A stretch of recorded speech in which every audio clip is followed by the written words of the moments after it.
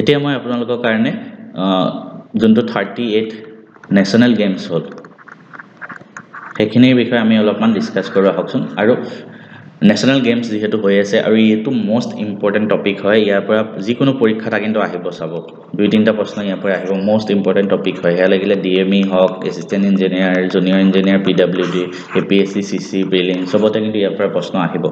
গতিকে আমি একদম ডিটেইলছত পুংখানুপুংখভাৱে গেমছ তো অধ্যয়ন কৰিম স্পৰ্টছৰ বহুত ইম্পৰ্টেন্ট প্ৰশ্ন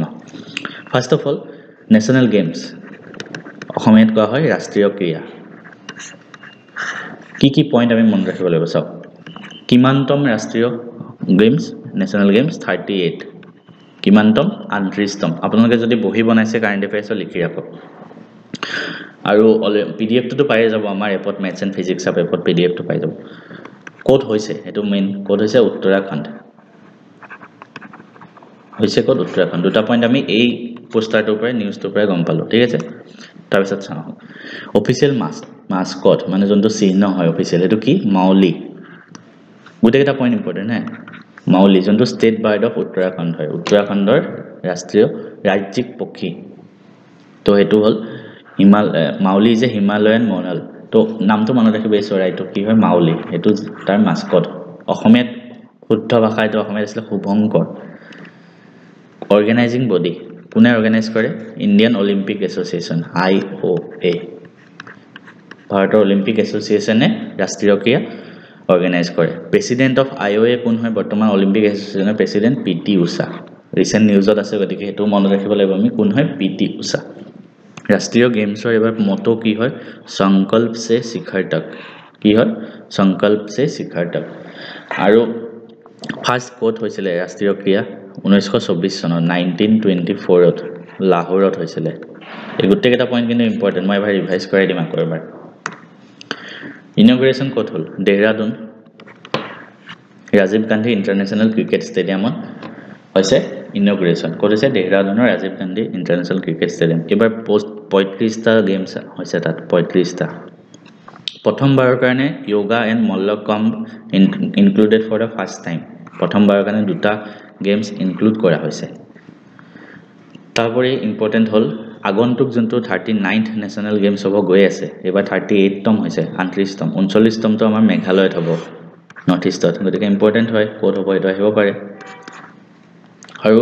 মেডেল টেলিত যদি ফাৰ্স্ট কোন আছে বুলি কোৱা ফাৰ্স্ট আছিল সাৰ্ভিসেছ স্পৰ্টছ কন্ট্ৰোল বোৰ্ড ফাৰ্স্টত আছে সেকেন্ড থাৰ্ড কেটা মনত ৰাখিব পাৰে কিন্তু ইমান ইম্পৰ্টেন্ট নহয় কিন্তু ফাৰ্স্টটো মনত ৰাখিব সাৰ্ভিসেছ স্পৰ্টছ কন্ট্ৰোল বোৰ্ড হৈ গল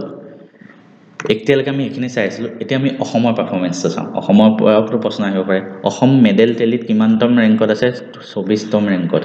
কিমানতম 24তম ঠিক আছে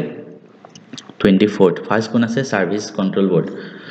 অসমৰ 3টা গোল পাইছে 3টা সোণৰ পদক 15টা সিলভাৰ পদক আৰু 16টা ব্ৰঞ্জৰ পদক হয়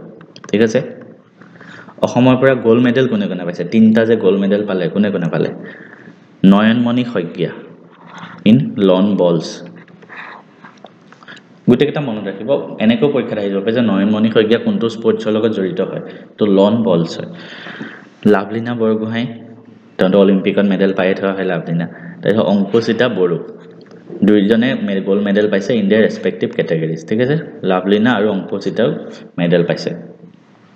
ফাৰ্স্ট এভাৰ নেটবল মেডেল ব্ৰঞ্জত আহিছে অসমৰ কাৰণে নেটবলত প্ৰথমবাৰৰ কাৰণে অসমে মেডেল পাইছে ঠিক আছে এখিনি হল এতিয়া আমি এবাৰ ৰিভিজন কৰি লওঁ বস্তুখিনি কোড হৈছে উত্তৰাখণ্ডত কিমানতম 38তম মাস্কট কি হয় মাউলি উত্তৰাখণ্ডৰ যোনটো ষ্টেট বাৰ্ড অৰ্গানাইজ কোনে কৰে ইণ্ডিয়ান অলিম্পিক এছ'চিয়েশ্যনে প্ৰেসিডেন্ট কোন পিটি উষা মটো কি হয় সংকল্প সে শিখৰ তক প্ৰথম কেতিয়া হৈছিল 1924 চনত লাহোৰত ইনগ্ৰেচন কোড হৈছে Rajiv Gandhi international cricket stadium যোনখন দেহৰাদুনত আছে 35টা আছে এবাৰ স্পৰ্টছ যোগা আৰু মল্লখম্বটো প্ৰথমবাৰৰ কাৰণে আহিছে নেক্সট যোনটো নেশ্যনেল গেমছ হ'ব মেঘালয়ত হ'ব আৰু top performer services sports control board অসমৰ কাৰণে যদি আহো 24 নম্বৰ স্থানত অসম আছে আৰু 3টা গোল্ড 15টা সিলভাৰ আৰু 16টা ব্ৰঞ্জ অসমৰ পৰা গোল্ড মেডেল কোনে কোনে পাইছে নয়নমণি শইকীয়া লাভলিনা বৰগোহাঁই আৰু অংকুচিতা বড়ো নয়নমণি শইকীয়া লন বলছৰ কাৰণে হয় তাৰপিছত তাৰ উপৰি অসমত প্ৰথমবাৰৰ কাৰণে নেটবলত মেডেল পাইছে ব্ৰঞ্জত এখিনি হল নেশ্যনেল গেমছৰ কমপ্লিট ৰিভিজন